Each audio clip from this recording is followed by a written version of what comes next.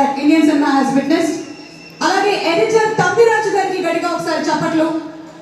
The super woman Priyanka Chopra Jonas garu not only in Indian cinema but global అయితే అసలు goat life అనేది ఒక real life experience ఒక person అయితే just ఎక్కడి నుంచి వస్తుంది? నమ్రత గారి దగ్గర అయిపోయారు.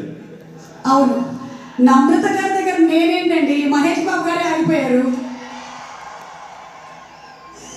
నమ్రత గారు as usual I think we have two beautiful experiences of people who have worked in the film.